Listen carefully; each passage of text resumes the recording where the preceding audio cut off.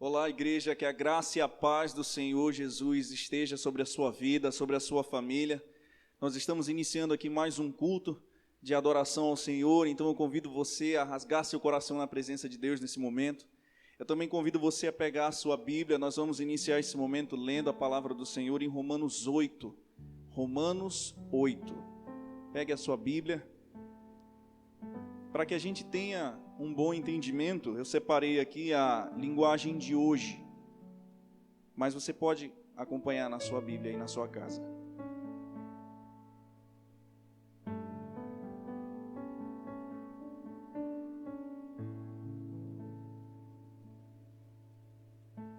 Romanos 8.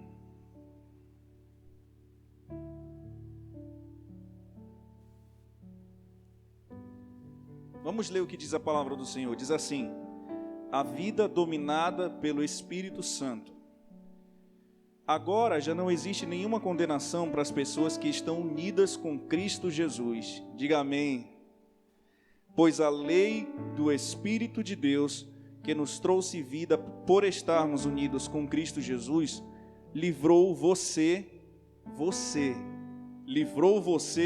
da lei do pecado e da morte. Deus fez o que a lei não pôde fazer, porque a natureza humana era fraca.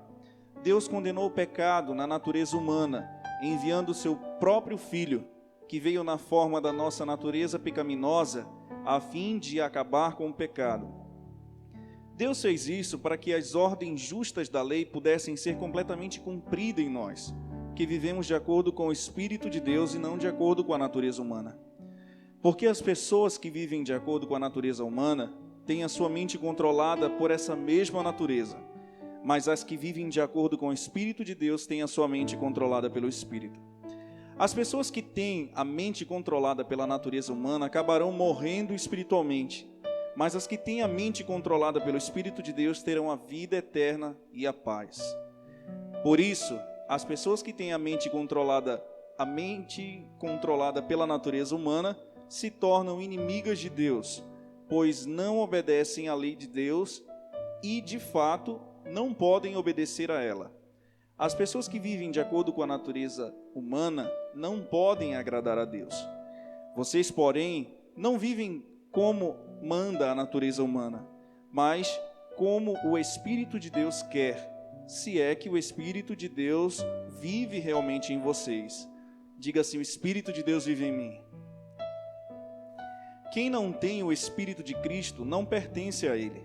Mas se Cristo vive em vocês, então, embora o corpo de vocês vá morrer por causa do pecado, o Espírito de Deus é a vida para vocês, porque vocês foram aceitos por Deus. Se em vocês vive o Espírito daquele que ressuscitou Jesus, então aquele que ressuscitou Jesus Cristo dará também vida ao corpo mortal de vocês por meio do seu Espírito que vive em vocês.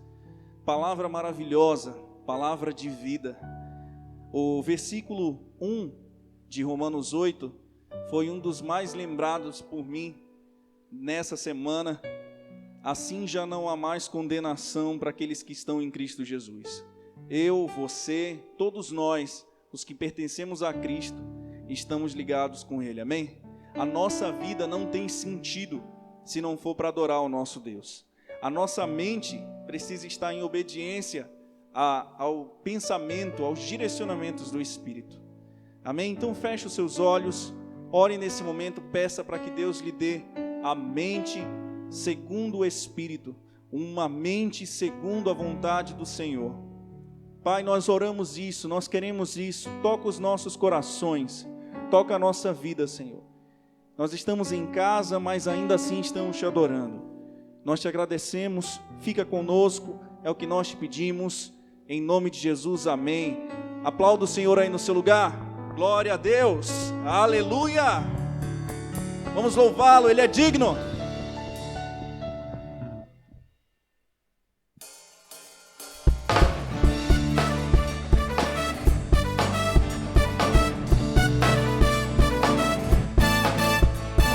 Diante do trono, Senhor, quero levar minha oferta de amor. Diante do trono, Senhor, quero levar levar meu sacrifício de louvor, as minhas mãos levantar, tua beleza então contemplar, com meus lábios declarar toda a minha adoração. Se não for pra te adorar, para que nasci? Se não for pra te servir, porque estou aqui? Se eu quero te adorar, te adorar. Se não for pra te adorar, para que nasci? Se não for pra te servir, porque estou aqui? Se eu quero te adorar, te adorar. Senhor, estou aqui.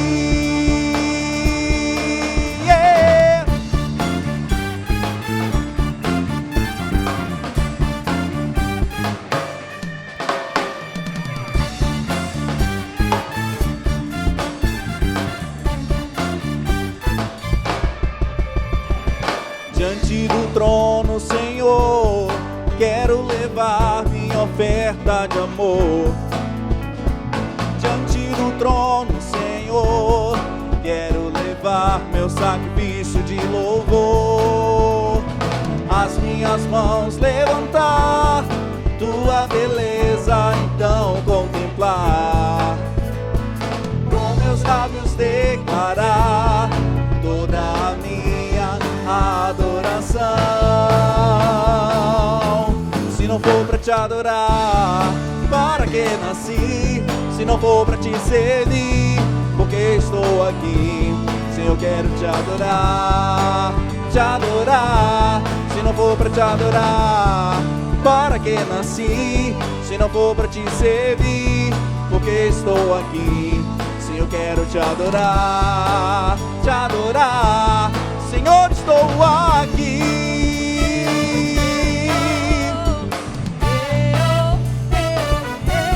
Senhor, estou aqui. Cante comigo. Se não for pra te adorar, se não for pra te servir, porque estou aqui. Sim, eu quero te adorar. Preciso te adorar. Anseio te adorar. Oh,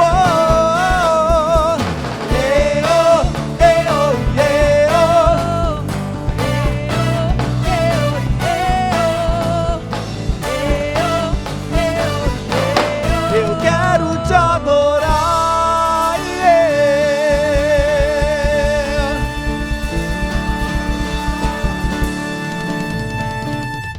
Em todo momento louvamos o Senhor, amém? Em todo tempo, diga glória a Deus. Vamos continuar louvando esse Deus maravilhoso.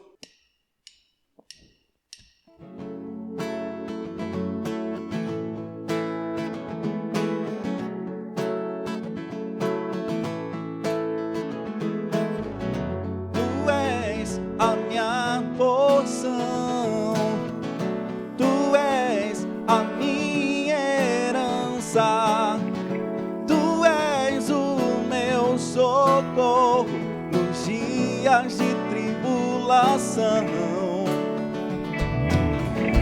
Mesmo que meus pais me deixem, mesmo que amigos me traiam, eu sei que em seus braços eu encontro salvação.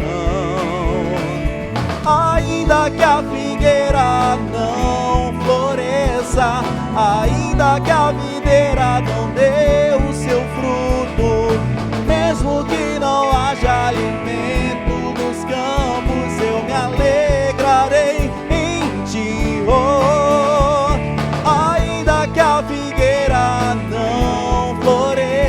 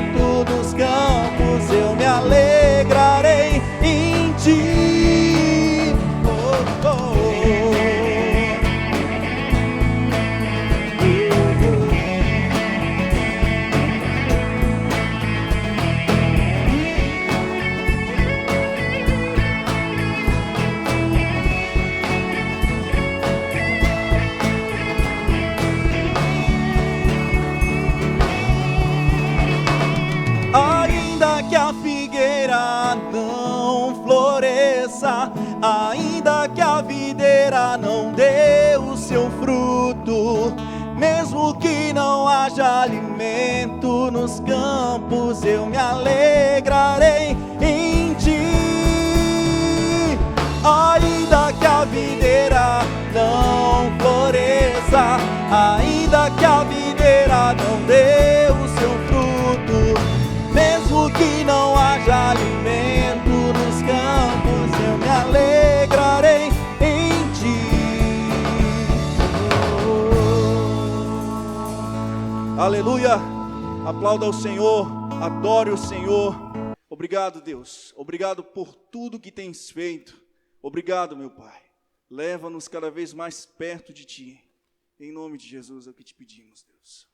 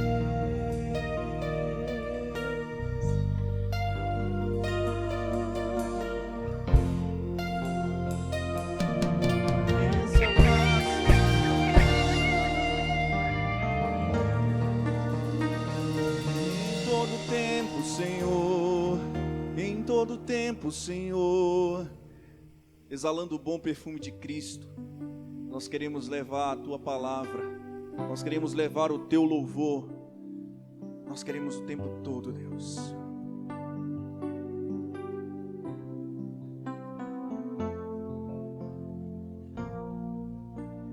Perto quero estar,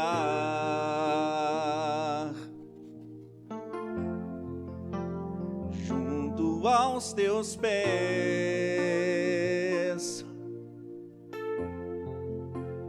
pois prazer maior não há que me render e te adorar. Tudo que há em mim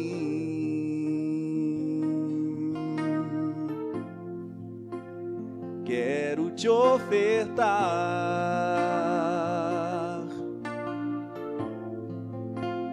mas ainda é pouco, eu sei, se comparado ao que ganhei. Não sou apenas servo, teu amigo me tornei.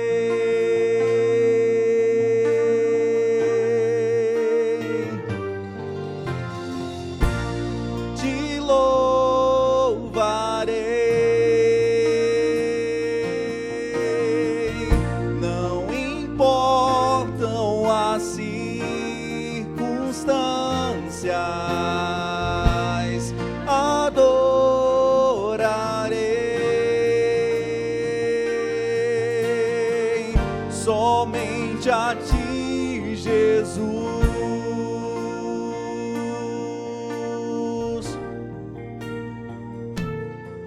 Cante isso ao Senhor, diga perto.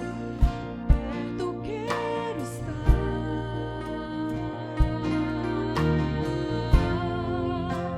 junto aos Seus pés. O lugar mais próximo, Senhor. O lugar mais próximo.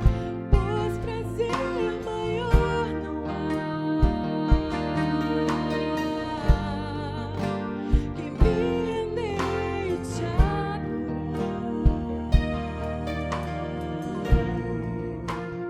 Tudo que há em mim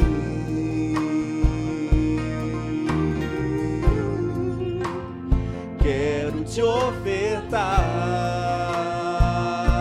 mas ainda é pouco, eu sei. Mas ainda é pouco, eu sei. Se comparado ao que ganhei, não sou apenas servo, teu amigo me tornei. Mais chegado, obrigado, Senhor, te louvarei. Não importam as circunstâncias, adorarei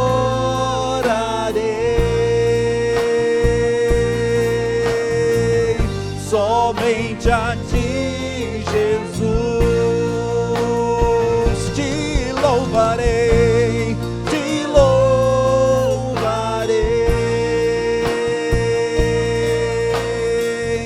Não importam as circunstâncias, adorarei somente a Ti. Somente a Ti, Jesus.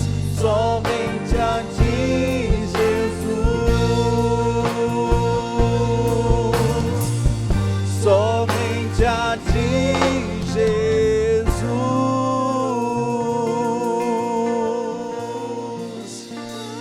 Obrigado, Senhor. Mais próximo estou de Ti.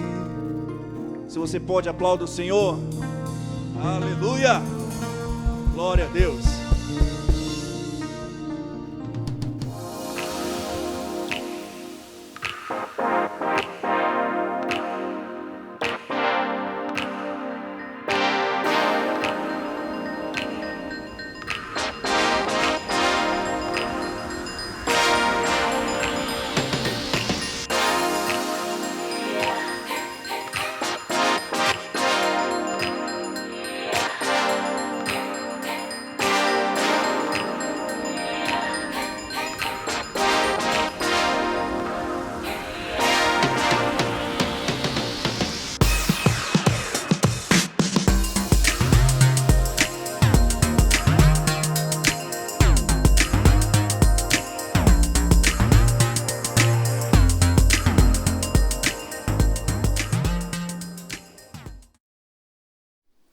Boa noite, minha gente. Que bom poder conversar com vocês hoje e nessa noite tão especial, né? Acredito mesmo que Deus tem uma palavra para entregar a vocês e ministrar o seu coração. Esse é o nosso primeiro culto do mês de fevereiro, nosso culto das primícias. E meditando bastante acerca desse tempo que estamos vivendo, o Senhor colocou uma palavra no meu coração para compartilhar com vocês hoje. E essa palavra está baseada em 2 Samuel, capítulo 24, na verdade todo o capítulo 24, e agora eu vou ler apenas o verso 25. E então nós vamos orar e vamos pedir que o Senhor esteja ministrando os nossos corações através dessa palavra. O versículo diz assim: E Davi edificou ali um altar ao Senhor e ofereceu holocaustos e sacrifícios de comunhão. E então o Senhor aceitou as súplicas em favor da terra e terminou a praga que destruía Israel. Então o Senhor aceitou as súplicas em favor da terra e terminou a praga que destruía Israel. Vamos orar. Senhor, que esta palavra possa preencher cada coração nesta noite. Que seja um tempo de ministração pessoal e especial do Teu Espírito na vida de todos nós, o Teu povo. É isso que peço em nome de Jesus. Muito bem, minha gente, eu quero compartilhar esta palavra com vocês. Eu coloquei um título nessa palavra dizendo assim: o sacrifício que faz cessar a praga. E à guisa de introdução, eu quero dizer para vocês o seguinte: se nós estudamos as Escrituras, percebemos o dedo de Deus em toda a história da humanidade. Nada acontece à parte da interferência divina na história do homem. Nenhum alastrar de iniquidade passa desapercebido aos olhos de Deus. Nenhum. Desde que Adão pecou, e Deus o visitou no jardim do Éden e o expulsou do jardim por causa do seu pecado, da sua desobediência, da sua queda. Assim tem sido ao longo de toda a história. O que me parece na história da humanidade é que Deus mesmo estabeleceu um limite para a iniquidade. Toda vez que esse limite, a Bíblia chama isso de cálice da ira, né? Esse limite, esse cálice se enche, então ele é derramado sobre a terra. Já no dilúvio nós vimos isso acontecendo, né? Deus prometeu que não destruiria novamente a terra, como fez no dilúvio, mas outras visitações da ira de Deus na história do homem tem sido visto ao longo de toda a história. No entanto, o que nós também entendemos que nunca foi o objetivo de Deus destruir a humanidade, pelo contrário, já lá no dilúvio, quando Deus o fez, ele mesmo se entristeceu com isso, porque não era o projeto de Deus, ou seja, toda vez que o castigo, a punição pela iniquidade é derramada sobre a terra, o coração de Deus, ele se entristece. Por quê? Porque é a sua criatura, o ser humano criado à sua imagem e semelhança, criado para serem seus filhos, criados para terem relacionamento com Ele. Então, o que nós percebemos que o desejo de Deus na vida do homem é ser fonte de vida e de paz. O desejo do coração de Deus é ser uma fonte de bênção na nossa vida, uma constante, contínua fonte de bênçãos, um fluir contínuo da sua bênção sobre a vida humana. Portanto, toda vez que Deus interfere na história do homem, é buscando que o homem o reconheça e se volte para Ele como o doador e Senhor da vida. Então é isso que está no coração de Deus. Ele quer que nós andemos com Ele e o reconheçamos em todo o tempo como sendo Ele a nossa fonte de vida e o Senhor das nossas vidas. A história desse texto, do capítulo 24 de 2 Samuel, é uma história que é bem enigmática nesse sentido.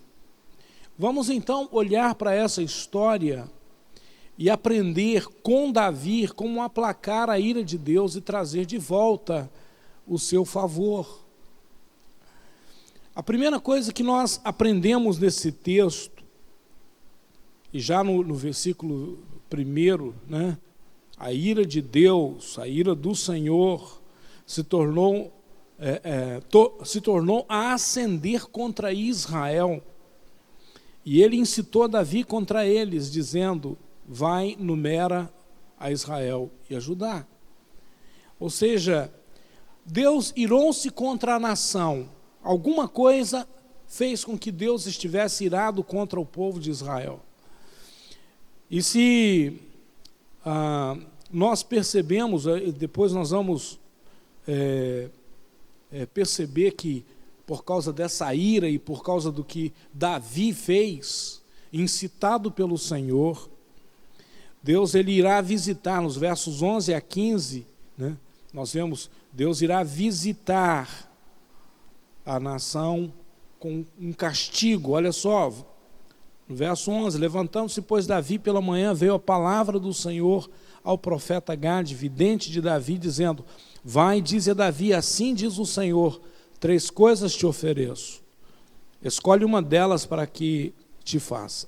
Veio, pois, Gade a Davi e fez-lhe saber, e disse-lhe: queres que 7 anos de fome te venham à tua terra, ou que por 3 meses fujas de diante de teus inimigos, e eles te persigam, ou que por 3 dias haja peste na tua terra?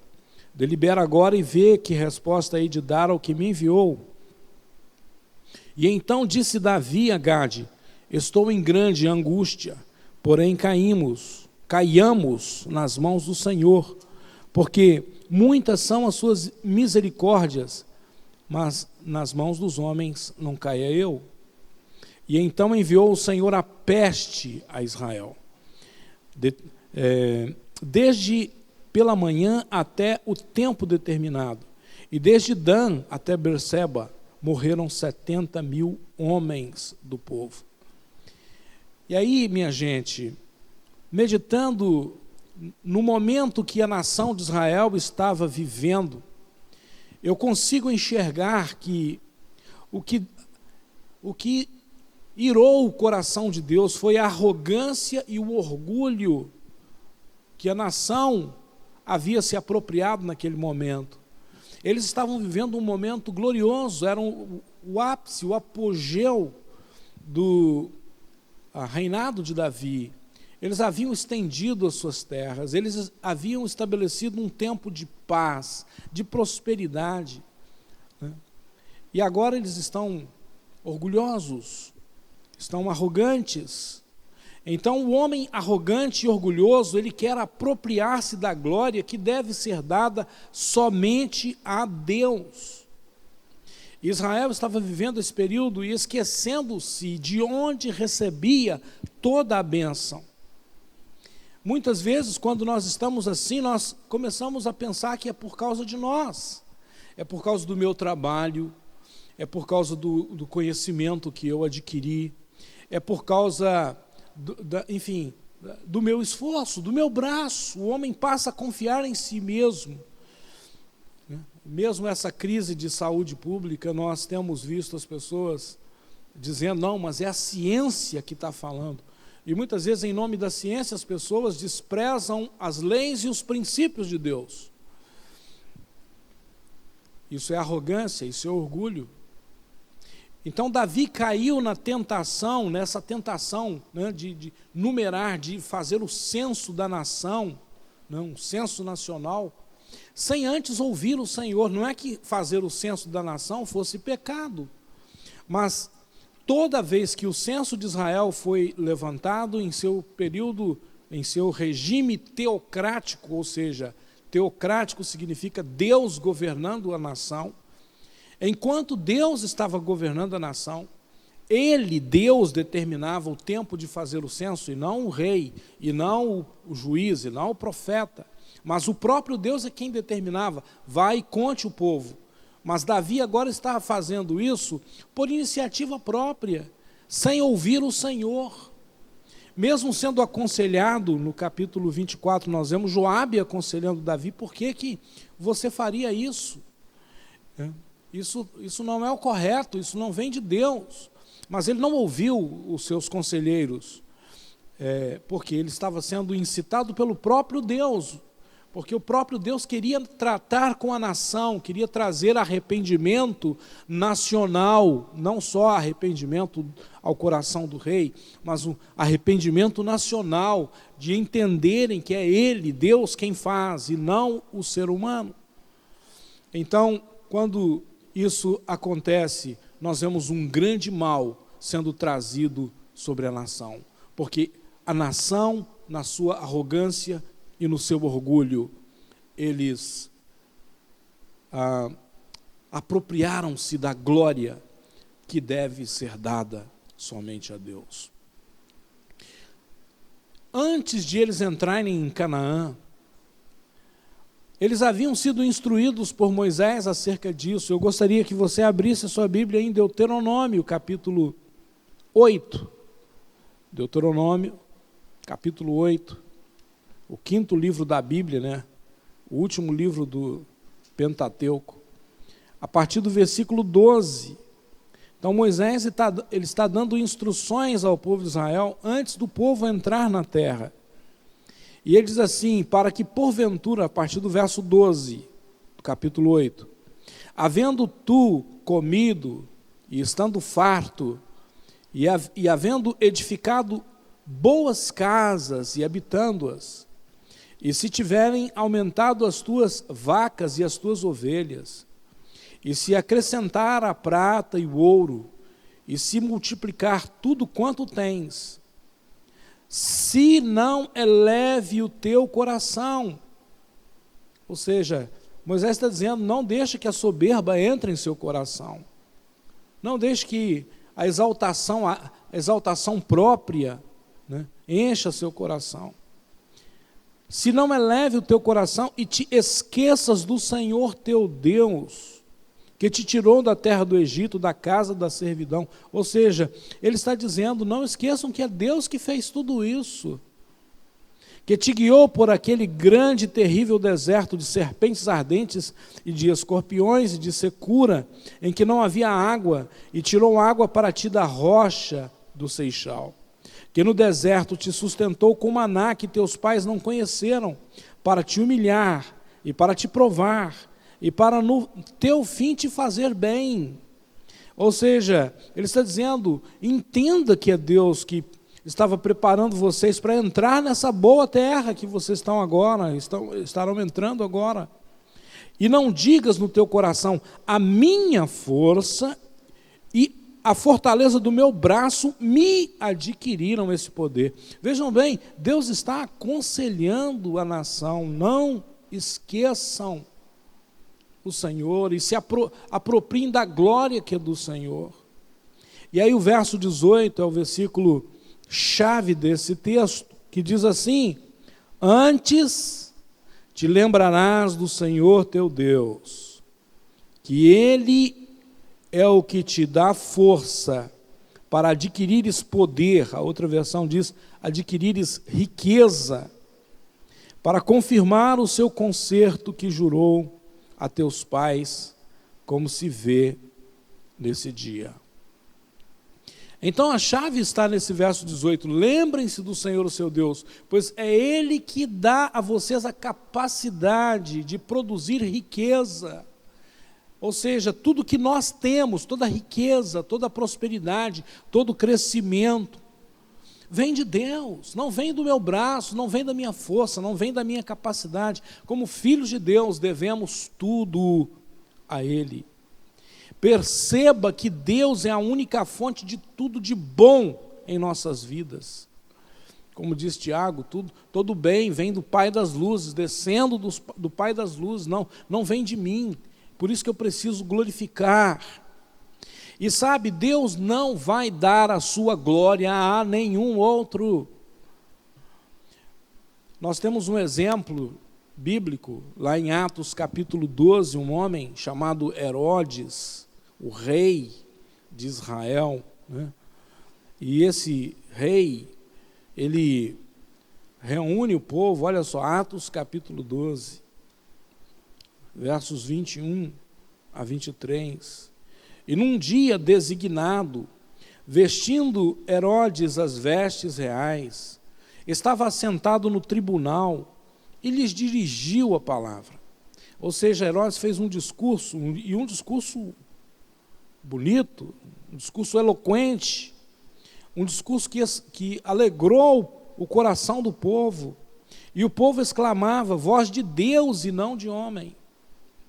Veja bem, quando esse homem, ele ouve esse louvor, quando o povo está dizendo, voz de Deus e não de homem, no mesmo instante feriu o anjo do Senhor, porque não deu glória a Deus, e comido de bichos, expirou. Ou seja, Deus não vai dividir a sua glória com ninguém. E quando o homem apropriar-se da glória que é de Deus, quando o homem esquecer-se de que tudo que ele tem vem de Deus, inclusive a sua saúde, a saúde que eu tenho não vem do remédio que eu tomo, não vem do médico que eu consulto, a saúde que eu tenho vem de Deus, é Deus quem me dá o fôlego de vida, eu respiro porque Ele me sustenta. Se Ele tirar, isso acabou, se nós estamos vendo isso, minha gente. Então, por que eu me apropriaria de algo que é dele? Eu preciso continuar dando glória a Deus. Eu estou bem? Glória a Deus. Eu estou respirando? Glória a Deus. Eu tenho comida? Glória a Deus. Eu tenho casa para morar? Glória a Deus. Eu tenho trabalho, emprego? Glória a Deus. Eu tenho renda? Glória a Deus. Eu tenho família? Glória a Deus. Eu posso descansar? Glória a Deus. Eu tenho saúde? Glória a Deus. Eu preciso glorificar a Deus por tudo que Ele me dá. Por tudo que Ele me dá. Eu preciso glorificar a Deus por tudo que Ele é na minha vida. Ele é meu Deus, Ele é meu Pai, meu provedor, meu sustentador, minha fonte. E então nós chegamos ao momento, gente, em que agora a nação de Israel está sendo assolada por uma praga, por causa da sua arrogância e do seu orgulho. Mas aí, de repente, nós vemos que Deus vai falar com Davi. Deus vai tratar com Davi. Deus vai levar Davi a oferecer um sacrifício que vai mudar a circunstância.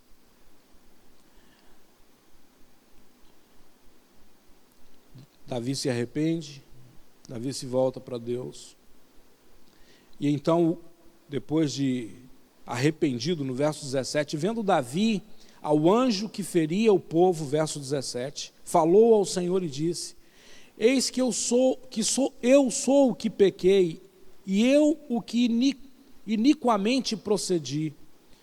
Porém estas ovelhas que fizeram, seja pois a tua mão contra mim e contra a casa do meu pai. E Gade veio naquele mesmo dia a Davi e disse-lhe: sobe, levanta ao Senhor um altar na eira de Araúna, o Jebuseu. Então Deus ele dá uma instrução a Davi: vai e edifica um altar na eira de Araúna. E Davi subiu conforme a palavra de Gade, como o Senhor lhe tinha ordenado. E olhou Araúna e viu que vinham para ele o rei e seus servos, e saiu, pois, Araúna e inclinou-se diante do rei com o rosto em terra. E disse Araúna: porque vem o rei meu senhor ao seu servo? E disse-lhe Davi: para comprar de ti esta eira, a fim de edificar nela um altar ao Senhor, para que este castigo cesse de sobre o povo. Então veja bem, Davi tinha uma consciência, ele recebeu uma instrução e ele tinha uma consciência do que ele teria que fazer. E então disse Araúna a Davi: tome e ofereça ao rei meu senhor o que bem parecer aos teus olhos. Eis aí os bois para o holocausto, e os trilhos e o aparelho dos bois para a lenha. Tudo isso deu Araúna ao rei. Disse mais Araúna ao rei: o Senhor teu Deus tome prazer em ti. Porém o rei disse a Araúna: não, porém por certo preço, ou por preço justo, te comprarei, porque não oferecerei ao Senhor meu Deus holocaustos que não me custem nada. E assim Davi comprou a eira e os bois por 50 siclos de prata. E edificou ali Davi ao Senhor um altar, e ofereceu holocaustos e ofertas pacíficas, e assim o Senhor se aplacou para com a terra, e cessou aquele castigo de sobre Israel. Veja bem, minha gente, Davi vai oferecer um sacrifício que fará cessar a praga de sobre a nação. E esse ato, esse sacrifício de Davi tem algumas características que eu quero compartilhar com você nessa noite. O primeiro deles, esse sacrifício é fruto de arrependimento. Não é trazer uma oferta de qualquer jeito, mas o que precede o sacrifício é um coração quebrantado, um coração contrito, um coração que está consciente de que foi assolado por causa de seu pecado. Então, arrependimento é a primeira característica de um sacrifício que aplaca a ira de Deus. Não adianta você querer comprar Deus, não adianta querer você, buscar um favor de Deus sem um coração que está convencido de que precisa mudar. Arrependimento é mudança. Arrependimento não é só reconhecer que está errado, mas é decidir andar no caminho direito, no caminho certo, no caminho traçado por Deus.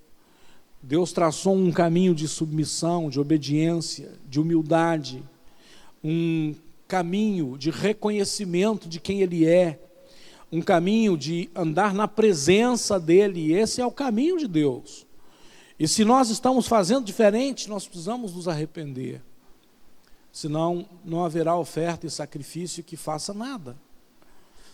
A segunda característica desse sacrifício é que ele é um ato de obediência à instrução de Deus, não é oferecer qualquer coisa, mas oferecer aquilo que Deus está pedindo. Deus deu uma instrução clara a Davi: vá e construa um altar na eira de Araúna. Edifique ali um altar. Na eira de Araúna, Deus disse o local e Deus disse o que Ele queria. E muitas vezes nós estamos oferecendo as coisas para Deus de qualquer modo, nós não perguntamos, não consultamos o Senhor, não ouvimos o Espírito Santo. Às vezes Ele até nos dá instruções, mas a gente não segue as instruções do Senhor. Então, escute o Senhor. A primeira questão é, no tempo da praga, não é tempo de parar de adorar, não é tempo de parar de orar, não é tempo de parar de oferecer os sacrifícios. No tempo da praga é tempo de você ouvir o Senhor. Deus, o que o Senhor requer de mim? Como posso eu entrar em sua presença?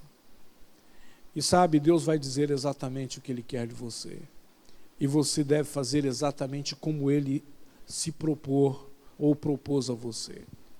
A outra coisa que nós encontramos aqui nesse texto, de modo muito específico, é que o sacrifício que faz cessar a praga tem um preço justo, que precisa ser pago pessoalmente. Davi, ele recebe a oferta de Araúna, mas ele diz, não, eu não vou fazer isso, eu não vou oferecer ao Senhor algo que não me custe nada. E aí então Davi, ele vai pagar pessoalmente o preço, né, para a compra da eira e para a oferta que ele ofereceria sobre o altar. E ali então Davi vai oferecer oferta de holocausto e ofertas pacíficas.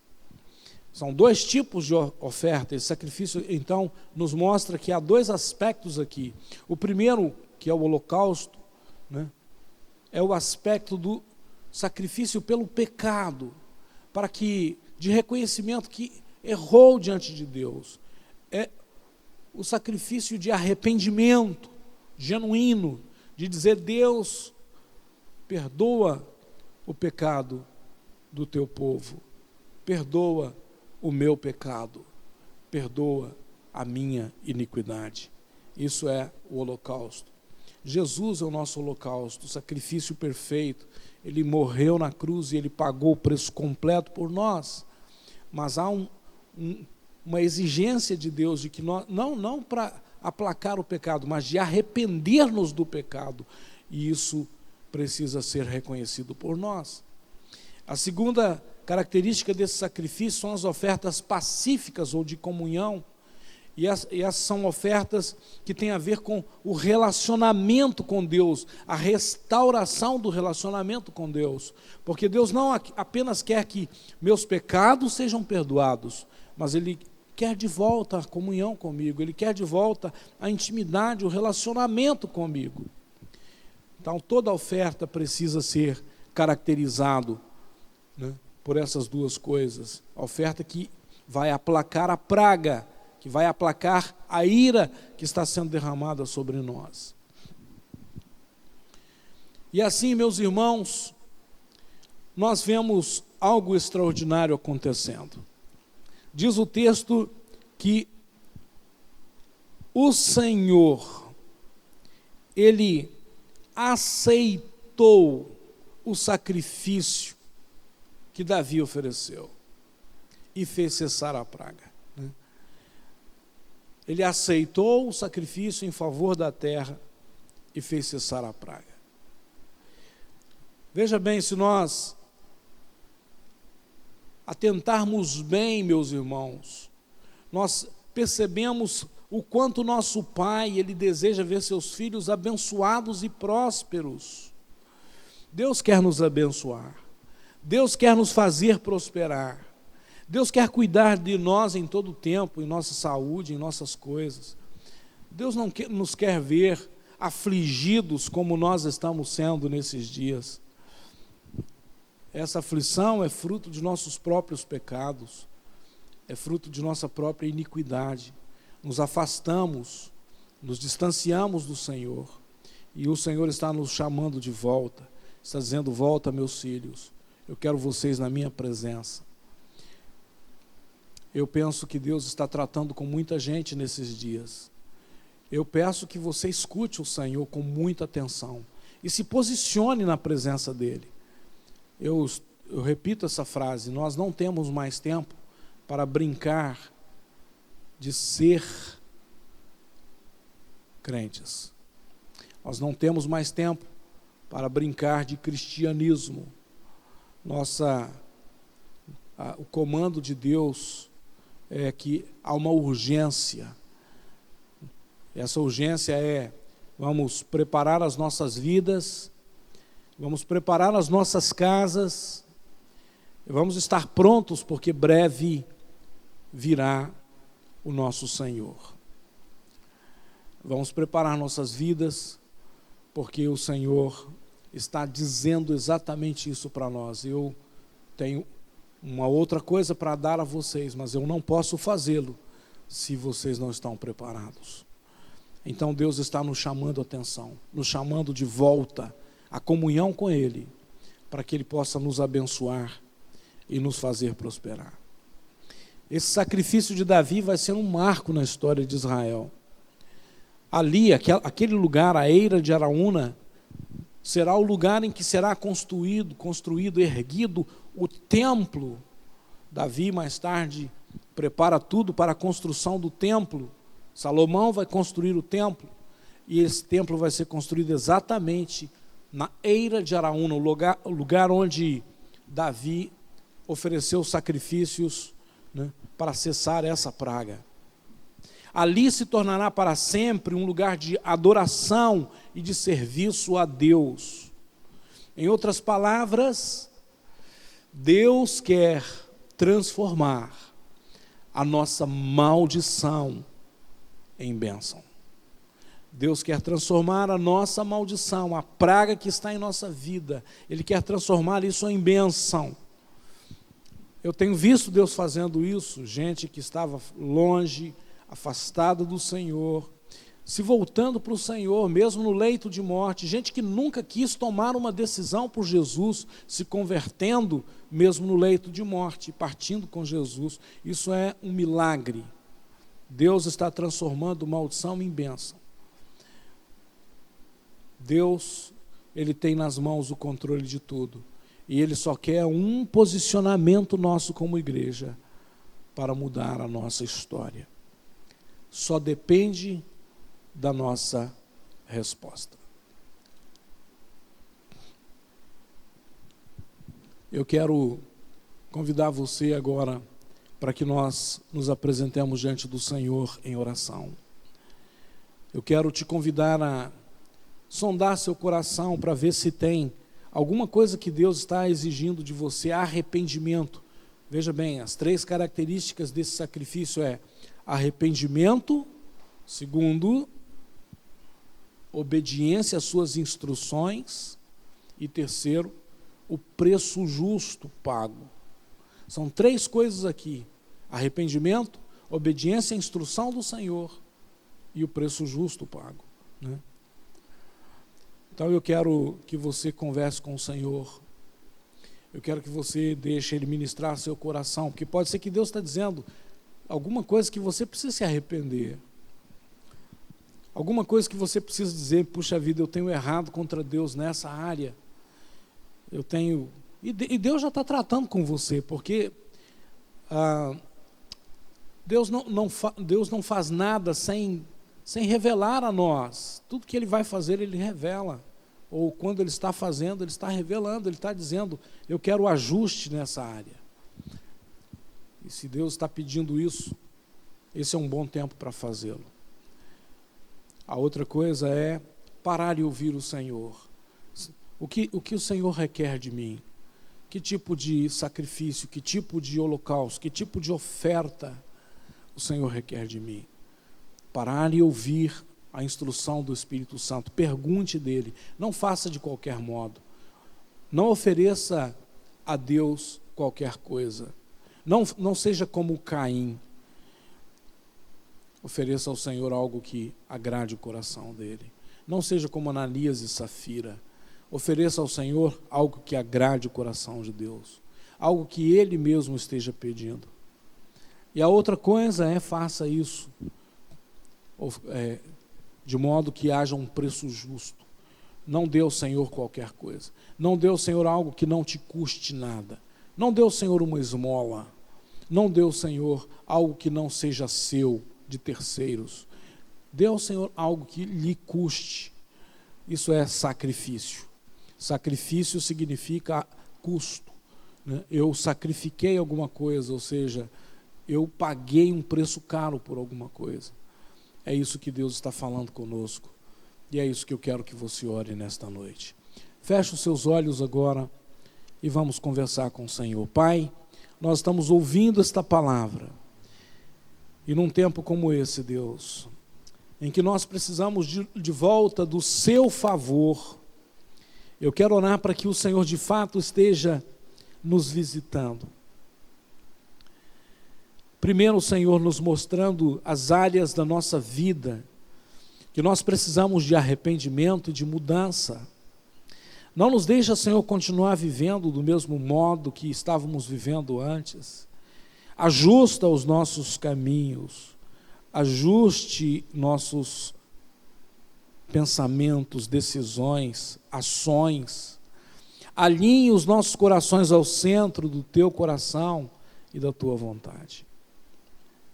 A segunda coisa, papai, fala conosco, instrua-nos de que maneira nós devemos ser ou nos apresentarmos diante do Senhor com as nossas ofertas, com os nossos sacrifícios. Que eles sejam de acordo com o teu coração e não de acordo com o nosso coração. Que eles sejam de acordo com a tua vontade e não de acordo com a nossa vontade. Que eles sejam, ó Deus, ofertas agradáveis a Ti, que subam a Tua presença como um aroma suave e que glorifiquem o Teu nome. E, Senhor Jesus, nos faça entender, Pai, o que é sacrifício. Nos faça entender, Pai, que nós devemos viver para Ti, de que tudo quanto somos e temos, devemos a Ti, e que devemos Te adorar com tudo que somos e que temos. Pai, é isso que eu oro nesta noite, é isso que eu peço nesta noite, que Teu Espírito complete essa palavra na vida de cada irmão, de cada irmã, em um nome precioso de Jesus. Aleluias, eu quero Te desafiar nessa noite a ofertar no altar do Senhor, a dizimar no altar do Senhor, mas leve em consideração o que você acabou de ouvir. Faça isso do jeito certo. Faça isso de acordo com a instrução do Senhor. Você que precisa, nós temos as instruções, o nosso Pix, a nossa conta bancária, a forma de você fazer, faça isso. Não deixe de ser fiel ao Senhor nesse tempo. Mas eu também quero orar por você, que tem sido um mantenedor fiel dessa obra e desse trabalho. Eu quero abençoar a sua vida, eu quero abençoar a sua casa, eu quero abençoar a sua família, em o nome de Jesus. Estenda as suas mãos, um ato de receber. Pai Santo, nessa noite eu oro, e eu abençoo o teu povo, abençoa a tua igreja, abençoa meus irmãos que são, ó Deus, mantenedores dessa obra maravilhosa. Obrigado, Jesus, por cada dizimista, cada ofertante. Eles estão, ó Deus, sustentando esse trabalho, estão sustentando a obra missionária, ó Deus, ao redor do Brasil e até fora do Brasil. Pai, que o Senhor faça multiplicar a sementeira na vida, na família, na casa dos meus irmãos. Pai Santo, aquele que porventura tem tido dificuldade de ser dizimista e ofertante, que o Senhor ministre o coração deles, que seja este um ato nessa noite de arrependimento, que ele entenda que ele precisa mudar nessa área, e que ele possa ajustar, ó Deus, a sua vida e o seu compromisso contigo nesse sentido, para que ele possa experimentar altos níveis de bênção e de prosperidade. Faça-o compreender que tudo vem da mão do Senhor. Faça-o compreender que ele, ó Deus, precisa honrar ao Senhor com tudo que tem. Pai Santo, é assim que eu oro. Eu oro, Deus, para que saúde venha sobre o teu povo. Aqueles que estão recuperando suas enfermidades, levanta-os definitivamente, papai. Aqueles que estão, ó Deus, toque, que o Senhor, ó Deus, expulse o espírito de enfermidade, o espírito de morte, que o Senhor toque com teu poder, com a tua glória e com teu sangue. Eu oro nesta noite, para que Jeová Rafá, o anjo da cura, esteja passeando no meio de nós. Visita o teu povo, visita a sua igreja, Senhor. Tem compaixão de nós, tem misericórdia de nós. Todo espírito de morte, todo espírito de enfermidade, todo espírito de medo, de angústia, de terror, eu repreendo no nome de Jesus. Eu ordeno, bata em retirada. Que venha o sangue de Jesus sobre a sua igreja, sobre o seu povo. Que venha a cura, que venha a vida, em nome de Jesus. Em nome de Jesus. É isso, minha gente. Que essa palavra encha seu coração e que você continue andando com o Senhor, amando o Senhor e servindo ao Senhor todos os dias da sua vida. Que o Senhor te abençoe e te guarde. Que o Senhor faça resplandecer o rosto dele sobre ti.